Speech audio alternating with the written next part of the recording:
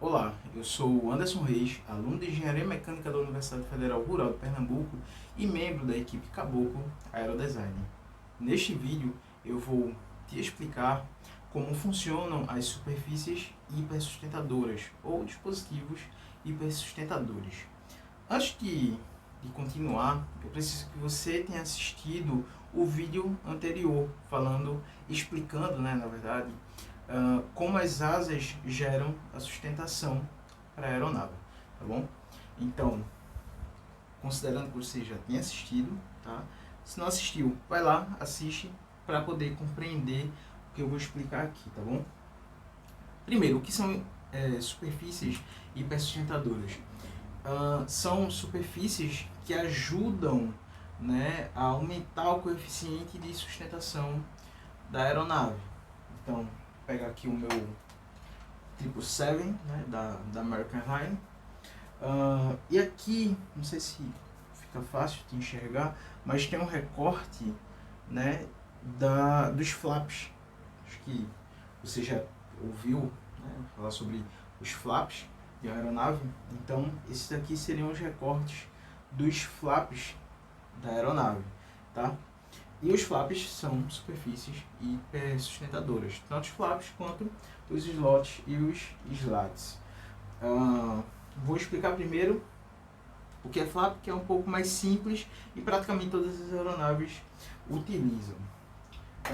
A gente seguindo, né, aquela ideia lá do último vídeo, onde eu explico, né, sobre o efeito Coanda e o tubo de Venturi. Então, vem para cá, né? A questão do tubo de Venturi. O tubo de Venturi diz que esse fluido, que nesse caso vai ser o ar, quando ele passa aqui por essa superfície e segue, né, continua seguindo sua trajetória, ele tende a aumentar a velocidade desse fluido e diminuir a pressão.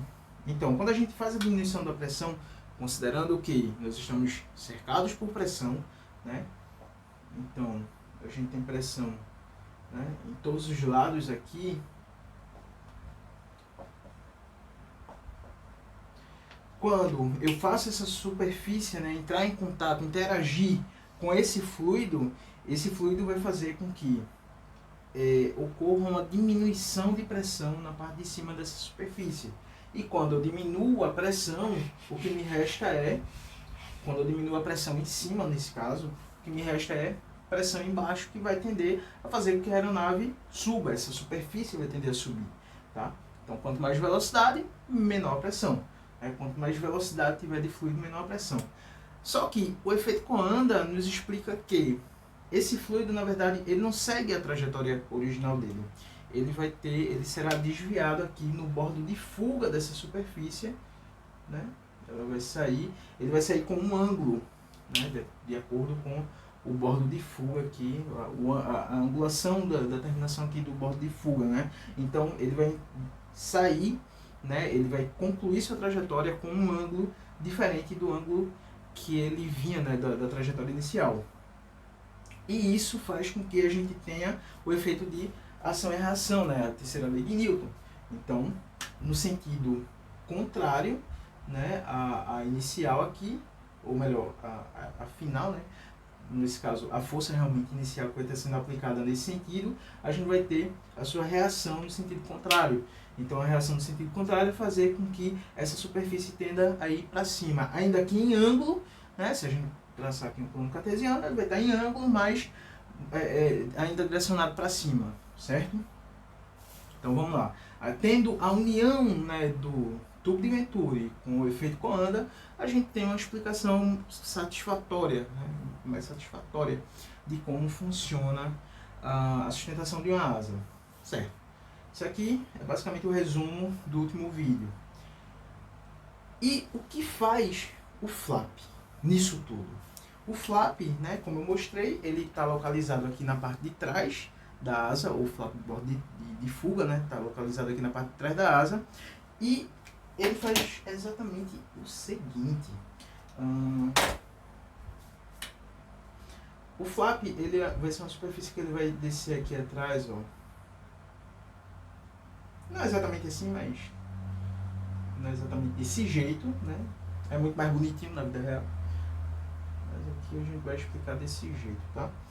Eu fiz um diagramazinho assim aqui de um avião para demonstrar onde é que ele está, né? A localização dele. Esses aqui seriam, se você não conseguir localizar no modelo em escala que eu tenho, eu consegui visualizar pelo menos aqui no meu diagrama de Araque.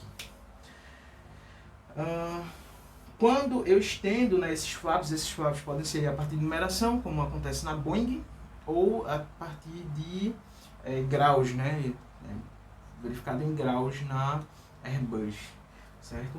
Então, aqui eu estou considerando que é o flap 100% full, né? O que vai acontecer? Quando esse fluido vier passando por aqui, por cima dele, tranquilão, passando aqui, ó, tá. Quando chegar aqui no final, a gente já sabe que ele não vai seguir sua trajetória original, o efeito Coanda nos diz isso, mas ele vai ser desviado aqui de acordo com o bordo de fuga. Então, o bordo de fuga vai estar muito maior, direcionando esse ar aqui mais para baixo. E o que é que isso vai fazer? O que é que isso vai gerar? Na terceira lei de Newton aqui em cima, a gente vai ter ele muito mais direcionado para cima, né? A gente vai ter ele muito mais direcionado aqui para cima. Deixa eu pegar um outro. Ficou mais direcionado aqui para cima, beleza? Então, isso aqui representa um aumento no coeficiente de sustentação, tá ok? Então, continuando aqui, a gente vai ter o seguinte, também seguindo a questão do princípio de Bernoulli, né, o tubo de Venturi, como a gente vai ter uma superfície maior aqui para esse fluido interagir, a gente vai ter uma diminuição, né, mais efetiva aqui na parte da câmara superior, né, como a gente chama desse aerofólio, dessa asa. Então a gente tem uma superfície muito maior para perder pressão. Então a pressão embaixo vai ser ainda maior, ajudando na questão da sustentação, tá certo? Então é basicamente isso o flap. Funcionamento. Eu tentei fazer aqui uma asa, né? A asa no modelo que o Cessna 172, né, utiliza, o 142 também, né, que é mais, não é trapezoidal, mas tá, dá para entender, né? Fiz até um aileronzinho aqui. Então vamos lá. O que é que acontece aqui nessa asa, né? Quando você dá flap nele, ele vai aumentar aqui atrás. Deixa eu ver se vai funcionar direitinho do jeito que eu planejei. Funcionou. E o flap vai ser estendido aqui atrás, aumentando a sustentação, né? A partir disso, o ar vai estar passando por aqui, tu aumenta a sustentação, mas tu também aumenta o arrasto. É por isso que o flap, ele não é utilizado em voo, né? Você está fazendo um voo de cruzeiro, você não utiliza flap. Você utiliza flap em situações específicas, como pouso e decolagem. Aqui eu tenho, né, mais uma vez, um desses meus diagramas bem malucos, não sei se dá para entender, a pista, uma aeronave, está parecendo um disco voador, mas uma coisa meio OVNI, né, uma coisa meio ET, mas acho que dá para entender. Beleza, eu tenho uma aeronave aqui, em aproximação, a gente chama de final, que essa aeronave precisa ter. Imagina, essa aeronave vindo a uma velocidade de cruzeiro, vamos supor que isso aqui seja um Phenom 100, né, que é um avião pequeno. Esse avião ele voa a 900 km por hora, 950 km por hora. Imagina essa aeronave vindo com toda essa velocidade, ainda que você reduza a potência dos motores, ela ainda vem com uma velocidade altíssima para o toque. No momento que essa aeronave tocar no solo, véio, não tem trem de pouso que aguente, né? Tem que fazer uma coisa de outro mundo mesmo, né? Não só a aeronave minha aqui tem que parecer com um OVNI, um disco voador aqui, sei lá o que, mas o trem de pouso dela precisaria ser também de outro mundo para suportar toda essa carga, certo? Então o que a gente faz? Com o flap, imagina que todo esse fluxo de ar que vai estar interagindo com essa superfície que vai estar gerando um arrasto, né? Imagina o arrasto que isso aqui gera. Esse arrasto me ajuda a frear a aeronave no ar, ajuda a diminuir a velocidade dessa aeronave no ar, tá certo? Então, além da diminuição de potência, né, você vai ter uma superfície que vai gerar um arrasto, que vai diminuir a tua velocidade, mas que ao mesmo tempo vai te dar sustentação, uma hipersustentação. Daí o nome dispositivo hipersustentador, né? Ou dispositivos hipersustentadores, certo? Aí, essa aqui é a parte do flap. A parte do slot, isso aqui já é um pouco mais simples. Slot, isso aqui é mais utilizado para decolagem, né? É mais efetivo de certa forma para decolagem. O que é que o slot faz? A mesma coisa, tu tem aqui um fluido, né? Que nesse caso é o ar, já que a gente está falando de uma aeronave. Tu tem um fluido interagindo dessa forma. Aqui a gente está considerando que essa aeronave ela está decolando, beleza? Então a superfície aqui aerodinâmica é de uma aeronave que está decolando. E aí, aqui no bordo de ataque, você vai ter esses recortes aqui, ó, são justamente para representar o slot ou slat. No caso de uma aeronave como essa, né, como o 777, ou 777, ou pezão, né, como alguns os mais íntimos chamam, eles utilizam o slat. A grande diferença é que o slot ele é fixo, o slat ele é móvel, é automático. Por isso, o Azinho, né, a gente costuma associar ao A, né, do automático. Esse dispositivo, o que ele vai fazer? Esse ar, quando ele estiver passando por aqui, ele vai ser desviado por aqui por dentro e vai ser colado aqui na superfície, beleza? Por quê? O que é que a gente precisa? A gente precisa, para a aeronave ter sustentação, né, ainda que em baixa velocidade, a gente de qualquer forma precisa que esse ar ele esteja passando colado com a superfície. Se houver algum tipo de descolamento, a gente vai perder todo aquele princípio que a gente já viu, né? Então, se houver um descolamento, por exemplo, nesse ponto aqui, imagina a quantidade de sustentação que ele vai estar gerando aqui no restante da superfície aerodinâmica. Muito baixa, né? E a tendência vai ser sempre diminuir, cada vez mais está diminuindo, né? Se deslocou em um ponto, a tendência é ele ir deslocando, descolando, na verdade, em todo o restante da superfície, tá certo? Então, o que é que isso vai provocar? Primeiro que a gente não vai ter mais a menor pressão, né? A perda de pressão por conta da velocidade do fluido passando aqui, interagindo com a superfície. Então a gente já destrói aqui o princípio de Bernoulli, né? E como não vai ter ar suficiente sendo gerado aqui atrás, no caso a gente não vai ter força suficiente sendo gerada pelo fluido aqui atrás para gerar sustentação para a aeronave, a gente também vai acabar com o efeito Coanda, certo? Então a gente não vai ter mais essa força sendo gerada aqui, a gente vai ter uma força sendo gerada aqui, certo? No meio da superfície. E o que é que isso vai fazer? Ação e reação de novo, só que dessa vez no sentido contrário, de uma forma que a gente não quer, que é jogando essa superfície para baixo, que ligada à aeronave, vai jogar toda a aeronave para baixo. Esse fenômeno aqui nós chamamos de stall, tá? Vocês podem pesquisar aí. As aeronaves hoje, elas são projetadas para evitar o stall, que teoricamente deveria impedir que o avião caísse, que não foi o que aconteceu com o 737 MAX, né? Que inclusive está voltando agora, da Boeing.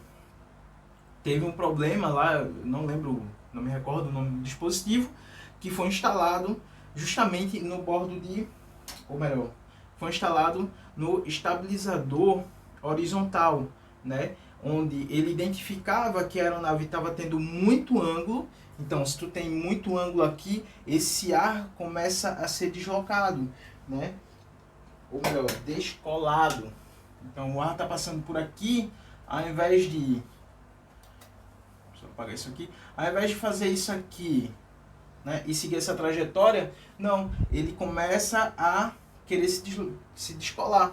Então, a própria aeronave identifica isso, né? Por exemplo, o piloto puxou muito aqui o manche, está muito empolgado e puxa demais o manche e a aeronave começa a fazer isso aqui. Lembrem-se, ou melhor, lembre-se, essa aeronave, isso aqui não é um foguete, isso aqui é uma aeronave, tá? Isso aqui não foi feito para decolar na vertical, tá bom? Ele foi feito para decolar aqui com um ângulo, tá? Então existe um ângulo máximo de inclinação que essa aeronave pode suporta, né, no momento ali da decolagem. Se ele começar a passar demais, ele vai começar a perder essa sustentação e a aeronave vai tender a cair e não vai ter retorno. A única aeronave que consegue voltar de uma situação de stall é o caça, que tem muito motor para isso, mas uma aeronave de linha comercial não faz. Então, para tentar impedir que isso aconteça, a Boeing instalou esse dispositivo que faz com que os profundores eles tragam a aeronave de volta antes que ela entre em stall, antes mesmo do pré-stall, né? Então, continuando, né? Esse dispositivo também serve, né? Esse aqui sendo mais efetivo do que o software criado pela Boeing, né? Ele impede que ocorra esse descolamento do fluido, tá? Então o slot ele fica fixo aqui. O slat não. E o slat tem uma função ainda mais interessante. Ele consegue, em alguns momentos, como por exemplo no pouso, né? Ele fica um pouquinho mais rente aqui da superfície, né? Aqui tá a superfície, ela fica um pouquinho mais rente aqui e desce um pouquinho também. Por quê? Porque ele faz isso. Porque fazendo isso, segundo o tubo de Venturi, eu vou aumentar ainda mais a superfície aerodinâmica. Deixa eu só pegar aqui outro piloto. Ele vai aumentar ainda mais a superfície aerodinâmica, diminuindo a pressão, ajudando na diminuição da pressão. Na decolagem, usa flap aqui de borda de ataque também? Usa, mas muito pouco. Porque a gente está em baixa velocidade, etc e tal. A gente não quer gerar um grande arrasto, mas a gente precisa muito da sustentação. Então, é colocado muito pouco flap aqui atrás no momento da decolagem, né? Justamente para esse aumento de sustentação, tá bom? Então, é isso.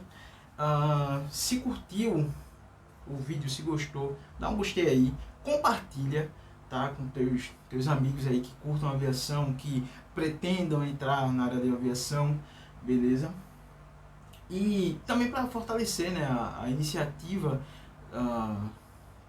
de alunos, né, aqui da Universidade Federal Rural de Pernambuco, com toda a dificuldade que a gente tem, mas a gente está aqui batalhando, correndo atrás para fazer o caboclo voar, beleza? Então é isso, valeu, até a próxima.